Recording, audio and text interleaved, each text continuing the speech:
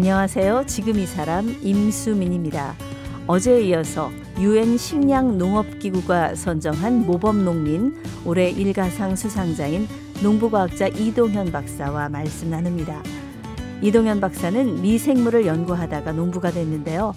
좋은 쌀을 생산하기 위해 땅부터 건강하게 일구다 보니 이동현 박사의 노는 태풍이 불어도 홍수가 나도 쉽게 쓰러지지 않는다고 합니다. 뿐만 아니라 지역 주민과 농부들을 위해서 들녘음악회도 열고 생태 책방과 문학 특강을 마련해서 농촌의 문화도 풍요롭게 채우고 있는데요. 전남 곡성을 생태문화마을로 만들어가는 유엔이 인정한 모범농민 이동현 박사 지금 만나봅니다.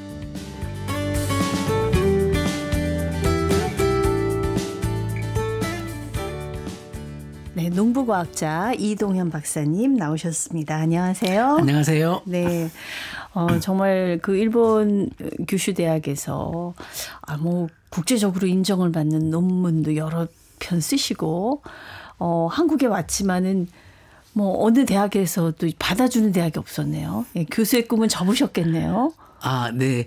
접긴 접었는데 여기서 뭔가 꿈을 이루고 그다음에 한국의 또 미생물 과학 쪽에 좀 뭔가 농업 미생물 과학 쪽에 한 축을 좀 바꾸고 싶었던 그런 욕심을 갖고 들어왔다가 그게 깨지니까 되게 그래도 한동안 미련이 남아 있었죠. 그랬을 것 같아요. 네. 하지만 또 결과적으로는 네. 또 더 많은 분들한테 더 좋은 또 이 지식을 전파해주고 계시기 때문에 손해는 아니었어요. 아, 네, 맞습니다. 저도 개인적으로 더 많은 더 좋은 사람들을 만날 수 있는 이 기회가 네. 내가 농촌 현장에서 농업을 하고 있기 때문에 얻어진 게 아닌가 하고 저는 지금은 무척 행복하고 감사하고 있습니다. 네. 그래서 사실 교수가 못 되고 나서 이제 사업을 시작하셨어요. 사업이 처음부터 잘 됐나요? 그러니까 너무 쉽게 생각하는 것 같아요. 아까 제가 한국에 들어올 때 교수가 될 거라고 쉽게 생각하고 들어온 거와 똑같이 네.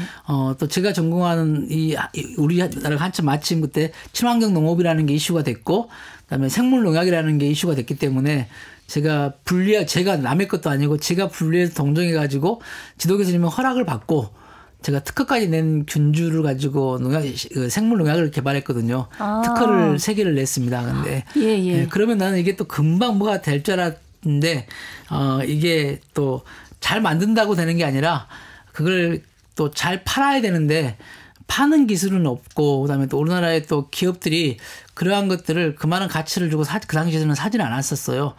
너무 어이없는 걸 제시했기 때문에 그래서 저는 그 마음을 접고 그 소중한 균들을 무료로 다 연구자들이 쓸 수 있게 제 균주 300균주를 다 무료로 기탁을 해버렸어요. 다 아무나 쓸 수 있게. 그냥 무료로, 주셨어요? 아무나 쓸 수 있게. 내가 이 값에 넘기느니. 네. 그렇군요. 네. 사실은 굉장히 좀 아까운 마음도 있었을 것 같은데요. 네. 근데 미련을 갖고 있으면 제가 다 상처가 될 것 같아서 제 균을 가지고 누군가 뭘 할 수 있다면 하면은 게 좋지 않을까. 지고 있으면 무슨 의미가 있어요. 네. 그래도 어딘가 쓰고 있다면 감사할 일이죠. 네. 박수 한번 보내드려야 됩니다. 네.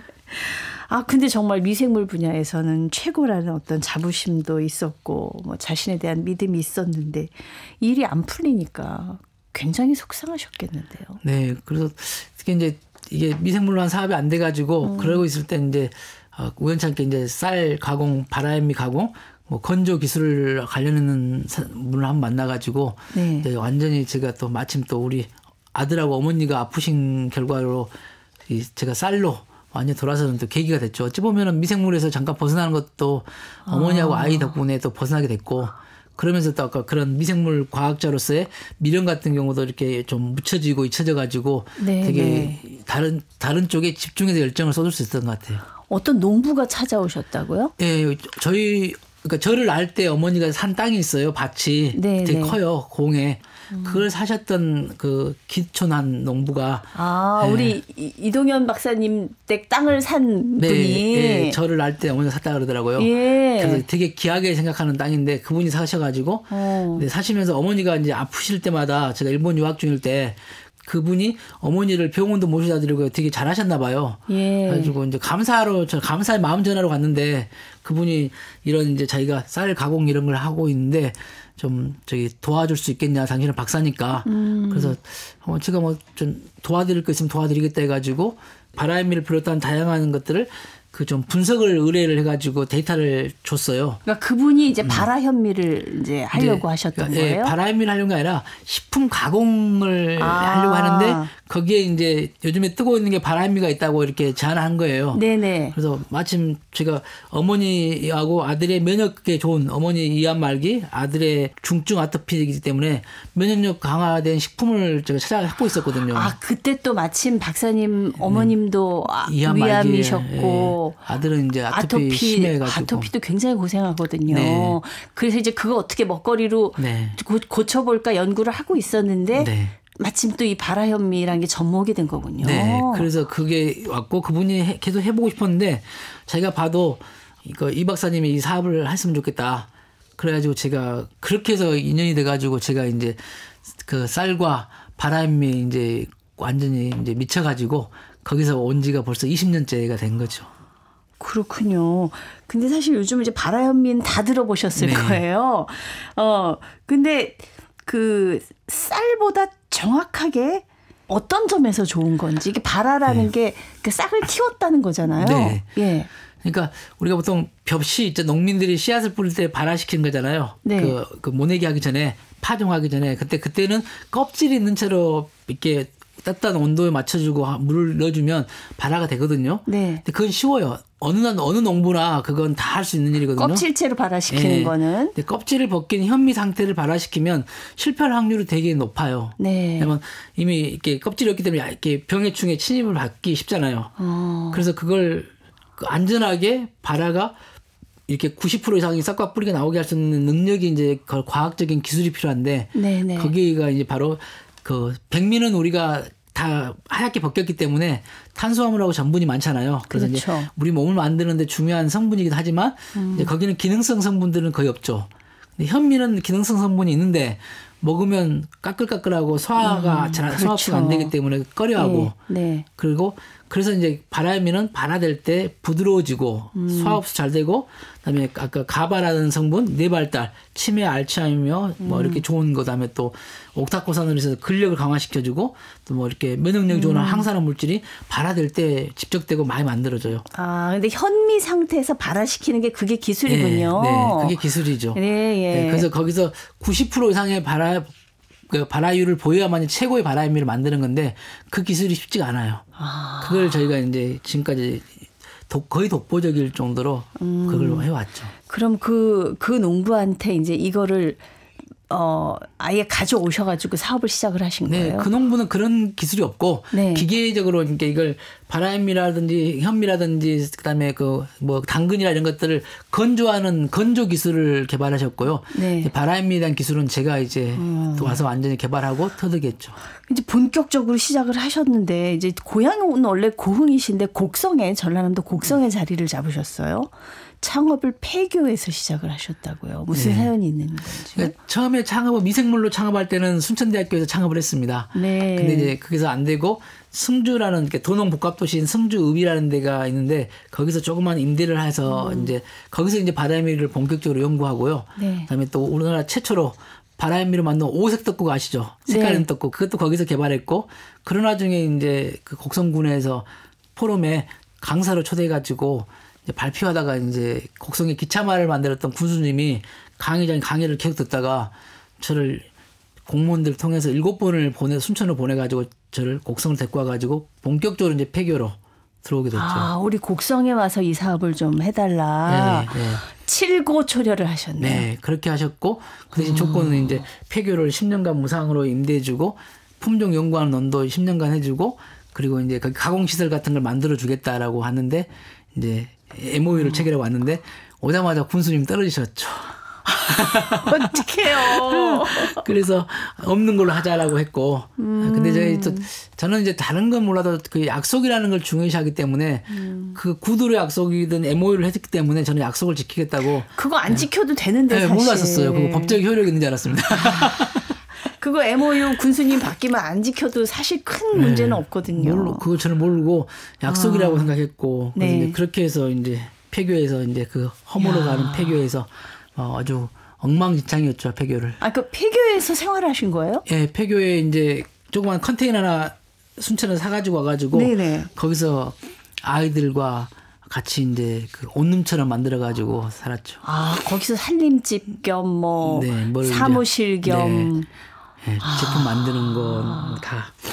거기서 이제 좀 살다가 나중에 이제 교장 사택을 고쳐가지고 이제 저희가 들어가서 살았습니다. 네. 그 폐교 지금도 쓰이고 있어요? 네, 이제 계속 리모델링 해가지고 아주 새롭게 다 저는 건물은 부수지 않고요. 있는 것을 고쳐가지고 쓰고 있습니다. 회사 이름이 미실란이더라고요. 네. 이게 무슨 뜻인가요?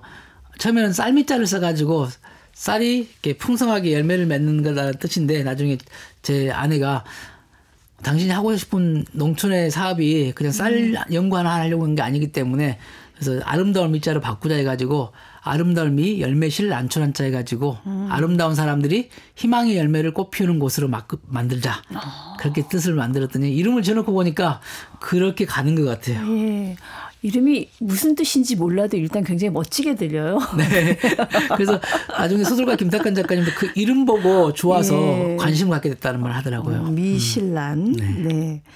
이제 바라현미 연구를 하겠다고 하셨으니까 이제 농사를 지으셔야 되는데 벼농사는 지어 보셨어요, 그 전에? 그러니까 이게 어머니 뱃속에서부터 보고 느끼는 게 있었는지 어렵게는 느끼지 않더라고요. 그리고 또 어린 시절에 시골에서 고등학교 때까지 광주에서 고등학교 다니면 토요일 날, 일요일 날은 무조건 시골에서 일을 했잖아요. 네. 그러니까 벼농사를 형님이랑 짓고 있으면 도와줬기 때문에 어린 시절부터 농법 있잖아요. 어린 시절에는 직접 파종해가지고 뭐를 찐다 하거든요. 네. 그걸 다 봤기 때문에 저는 그게 몸에 배이 어느 순간에 그걸 발현을 하더라고요.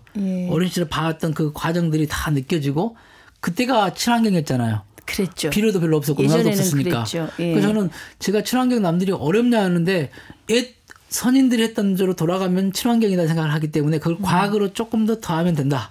저에게 있어가지고 옛 것과 과학이 둘이 접목되니까 그게 친환경 농업하는데 되게 정신적으로는 힘들지 않았습니다. 몸은 일어나잖아 쓰는 거니까 좀 고단하지만요.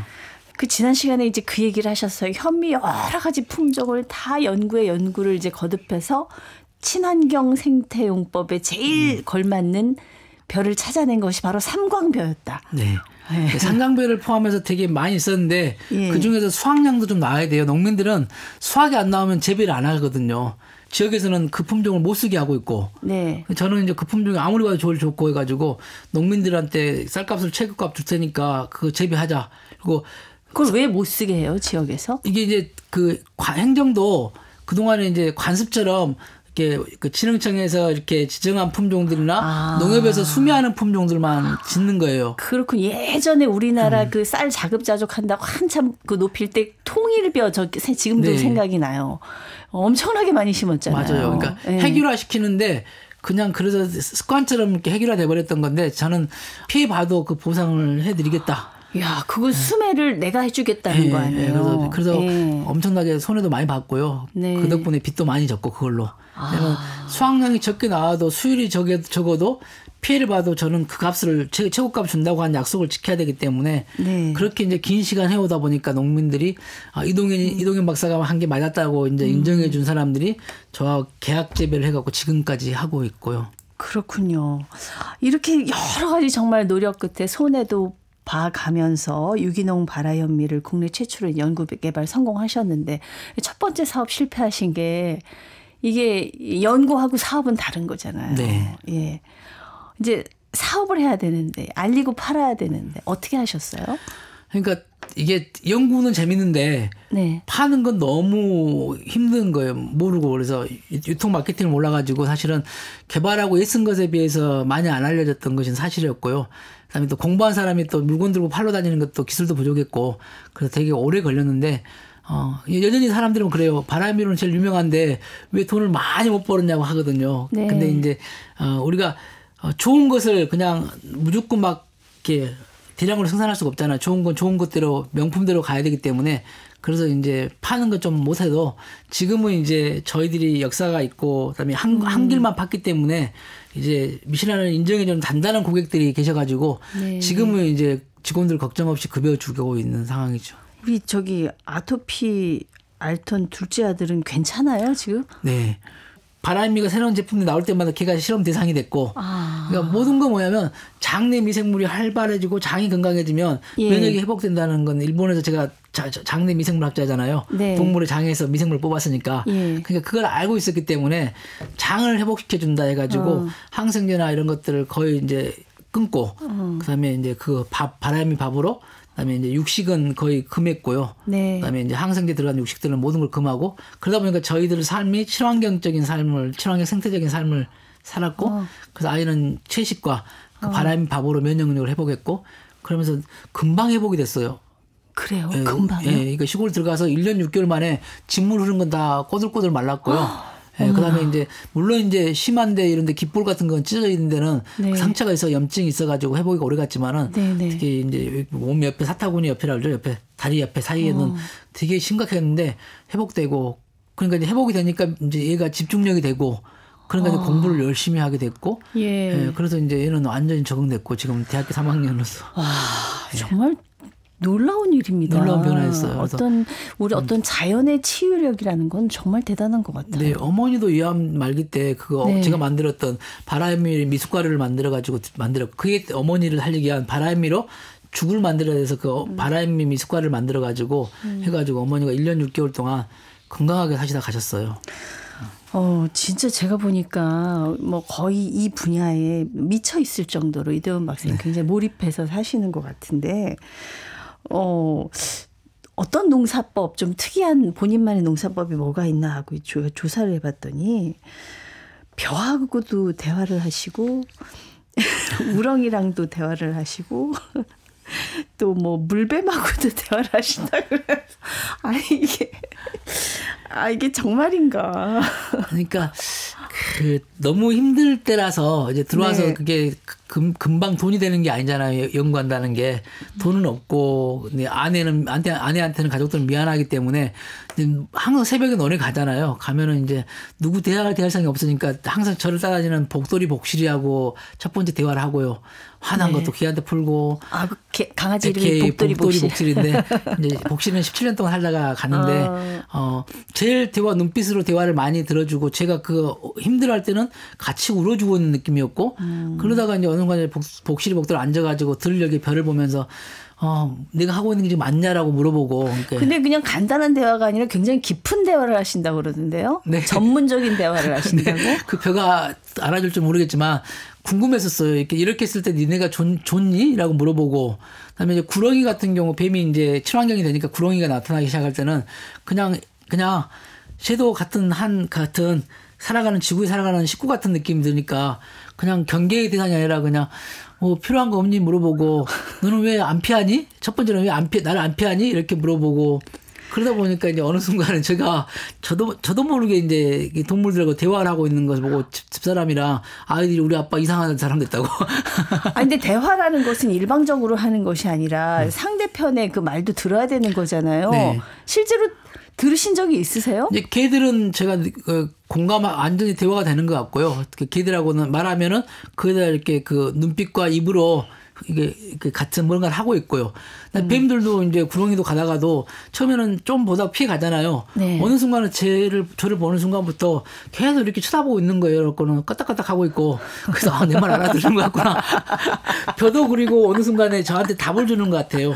네가 아는 게 맞다는 느낌을 주고 그러니까 계속 하라고 하는 느낌이었던. 그러니까 어찌 보면 스스로의 자존감을 그러니까 신념을 가지려고 혼자에 했던 것이 어느 순간에 대화가 되는 것 같아가지고 우렁이하고는 대화하면서 어떻게 땅이 마르는데 너는 어떻게 사니라고 물어보고 하니까 네가 직접 해봐. 그래가지고 정말 물이 이제 논에 물떼기를 하거든요. 7월 말에 물떼기. 네. 물을 한번 다 빼주는 데가 있어요. 땅을 말르면 벼뿌리가 더 깊게 들어가게 하거든요. 네. 그럼 우렁이가 물이 없으면 이제 보통 죽는다 생각하잖아요. 그렇죠. 그런데 우렁이한테 물어보니까 네가 관찰해봐라고 하는 것 같아서 6시간 동안 우렁이가 이게 땅을 파고 들어가는 장면들을 계속 카메라 대놓고 찍으면서 관찰하고, 네. 그다음에 또 물이 들어올 때 우리가 나오는 3시간 동안을 이렇게 보고 있으면서 아, 너가 이렇게 산다는 걸 나한테 이야기해 주는 것 같구나. 혼자 중얼중얼 하죠. 그러면서 나만의 대화로 생명도가 좀 친근해졌던 것 같고. 네네. 어떻게 보면 자기 자신과의 또 대화. 네, 사실은 저와의 있죠? 대화였던 것 같아요. 예. 네, 무슨 걔들이 저한테 진짜 말했겠습니까? 아니 근데 이런 대화법 덕분인지 애정 때문인지 섬진강에 폭우가 내리고 다른 온들의 벼가 다 쓸려갔는데도 우리 이동현 박사님네 그 벼들이 굳건히 버텼다고 합니다. 이게 무슨 차이가 있었을까요? 근데 저 지금 올해로 19년인데 전 엄마는 한 번도 안 쓰러졌어요. 희한하게. 그래서 제가 뭘 해준 것도 없다 생각하거든요. 그냥 과잉 보호하지 않았고 간섭하지 않았고 그냥 하늘에 맡기고 그다음에 그냥 늘 자주 지켜보고 그다음에 또 너희들이 좋아하는 땅이 뭘까라는 고민하면서 비료 같은 거 안 친 것밖에 없고. 네. 근데 벼들이 나중에 지금까지는 우리 거 자빠져 가지고 있는 사진을 본 적이 없고 저희가 걔네들 찍거든요. 똑같은 방향에서. 네. 그래서 다른 놈들은 친환경 논도 일부가 도복이 되고 이렇게 피해를 받는데 그건 이유는 모르겠지만 그 땅이 좀 알아주지 않았나 싶어요. 네. 뭔가 과학적으로 설명은 안 되는데 심정적으로 이해는 갑니다. 제가. 네. 우리 아들들이 과학자가 돼가지고 그런 이야기 한다고 뭐라 합니다. 우리 이동현 박사님 농사만 지으시는 게 아니라 이제 해마다 문화 행사를 여시더라고요. 음악회도 하시고 영화제도 하시고. 예. 2006년부터는 이제 매년 작은 들판 음악회를 여신다고 하는데 이런 문화 행사를 또 하시는 이유가 있나요? 네, 이제 내 짝꿍이 그 아내가 이게 기타 치고 대학실에 놀았던 친구인데 오니까는 이제 대형 가수들만 와서 이렇게 1년에 축제 한두 번 있는데 그렇게만 하고 있는데 사실은 마을마다 그러니까 동네마다 이렇게 작은 일본에서는 맛집이라고 축제가 있거든요. 네네. 그래서 그런 걸 보는데 너무 일본 사람이 좋아가지고 여보 우리 문화의 다양성이 있어야지 않겠냐 그래가지고 여기서 작은 음악회 하자라고 시작한 게 제안했고 제가 그걸 열었는데 그게 이제 올해로 30회를 했거든요. 이제 원래 한 번 하다가 가을에 추수감사 음악회 하다가 이제는 봄에는 풍년 기원 음악회, 가을에 추수감사 해가지고 두 번 음악회 하면서 30회 음악회가 됐어요. 엔터테인먼트 회사도 하고 계시는데요, 지금? 네, 맞아요. 책방도 열고. 아니, 책방도 지금 생태 책방도 하시고 보니까 뭐 글쓰기, 뭐 농부들의 글쓰기도 또 도와주고 계시고 이런 거는 왜 하시는 거예요? 그러니까 농촌이 지속 가능하려고 하면은 이렇게 농사만 지어서는 이렇게 다 재미가 없잖아요. 네. 우리가 재미있어야 되기 때문에 특히 청년들은 재밌는 곳에 사람들이 오잖아요. 그렇게 해서 저희가 이제 음악회 열고 복도에 그림전하고 그다음에 또 김탁관 작가님이 오신 뒤로는 지금 김탁관 작가의 글쓰기 학교라고 해가지고 김탁관 작가님이 곡성 주민농성 주민농 있는 사람들만 글쓰기 학교를 열어주고 있고요. 그다음에 저희가 또 김탁관 작가님 저희가 제안해가지고 곡성에 또 섬진강 마을 영화제도 열어가지고 올해 3회도 네. 송악리에 끝나고 그러니까 문화가 있으면 우리가 재밌잖아요. 우리가 문화가 없고 뭐가 부족해서 도시로 간다는 말을 안 할 거 아니에요. 그래서 우리는 소멸이라는 단어를 제일 싫어하기 때문에 우리는 그러면 더 재밌게 생태적인 공간에서 문화를 접목한 농촌을 만들자라고 이제 제가 제안했던 걸 네. 소설가 김탁관 작가가 합류해가지고 함께 지금 더 흥이 나가지고 일을 벌리고 있습니다. 지속 가능한 농촌을 만들기 위한 그런 큰 그림이다. 네, 맞습니다. 예. 사실 요즘 이제 귀농에 관심을 둔 분들이 많잖아요. 네. 예. 근데 실패하시는 분들도 많고요. 성공적인 귀농을 위해서는 뭐가 필요하다고 생각하십니까? 모든 것에 실패하지 않으려면 과한 욕심을 버리면 되거든요. 그러니까 내가 귀농하게 된 목적이 뭔가, 귀촌하게 된 목적이 뭔가를 정확히 자기가 내려올 때의 마음을 가지고 오면 되는데, 도시에서의 그런 활동 무대를 갖고 그대로 하려고 하니까, 왜냐면 여기는 느리게 가거든요, 시기가요. 네. 농촌의 시계는 좀 느리게 간다고 우리 큰아들이 그 말 하더라고요. 그 농촌의 시계를 이해해야 되고, 그 농촌의 시계라면 뭐냐면 농민들이 가는 방향을 좀 봐주고, 그다음에 이해해주고, 그다음에 그들 속으로 들어오려고 한 게 아니라 나 과거에 이랬으라고 하는 것을 가지고 내려오거든요. 그러니까 한마디로 스스로 도시에 사는 사람, 내가 농촌에 사는 농부들보다 잘났어라는 생각을 갖고 온 사람들이 대부분 실패하고요. 네. 잘났을지 몰라도 와서 비우고 그들 속으로 합류하고 또 그게 내 걸도 내어줘야지 성공하거든요. 근데 내 거 안 내주고 얻으려고만 하니까 실패를 하고요. 네. 그다음에 또 사람이라는 게 특히 자연이라는 건 1년이라는 시간을 기본이고 또 한 3년, 5년의 시간이 기다려야 되는데 1년 만에 뭔가를 결과를 보려고 하니까는 실패를 하는 거라 생각해요. 네, 좀 기다릴 줄 알아야. 네, 맞아요. 급한 분들은 네, 귀농해서 성공하기 쉽지 않겠네요. 맞습니다. 네, 지금 우리 아드님 두 분이 다 아버지의 길을 지금 같이 가고 있다고 들었어요. 네. 네. 그래서 제가 지금 가장 행복한 아마 아버지일 겁니다. 큰아들은 스스로 네. 그 농대를 가가지고 네. 그 식량 작물 쪽에 하는 과를 가가지고요.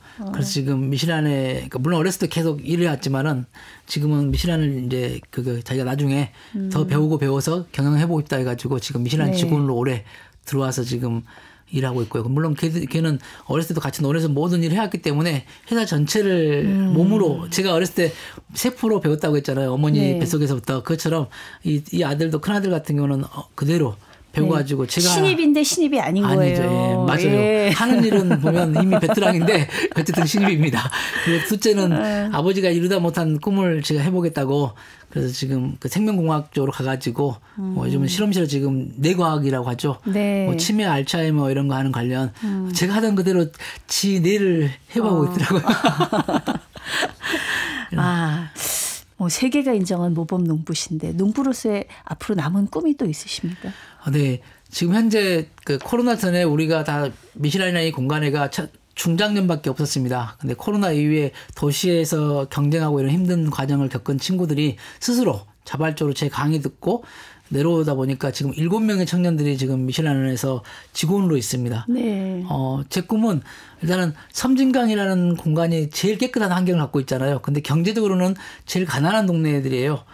전라북도 진안부터 해서 순창, 임실, 남원, 곡성, 구례 이쪽이 가난하잖아요. 근데 행복 지수는 높아요. 네. 그럼 우리가 제가 꿈은 이 섬진강 벨트를 농업과 문화의 최고의 네트워크하는 그 플랫폼 지역으로 만들고 싶어서 그게 네. 꿈이고요. 그다음에 청년들이 항상 내려와서 뭔가를 배우고 지친 듯 몸을 다시 이렇게 세울서 도전하는 그런 공간, 그러니까 그런 숲을 청년 숲을 만들고 싶은 게 꿈입니다. 그래서 네. 그들이 자존감을 회복하고 그래서 또 미슐란이라는 공간에서 회복하고 뭐 다시 떠나도 되고요. 더 오랫동안 여기서 일해서 자기들 공간처럼 마음껏 쓸 수 있으면 좋겠다. 근데 그런 게 미슐란 같은 공간들이 전국에 좀 많았으면 좋겠다. 네. 청년이 주인이 된다는 걸 인정해주는 공간들 그런 것들을 좀 만들어 보고 싶습니다. 정말 멋진 꿈을 응원하겠습니다. 오늘 말씀 감사합니다. 네, 감사합니다. UN 식량농업기구가 선정한 모범 농민이자 올해 일가상 수상자인 농부과학자 이동현 박사와 함께했습니다.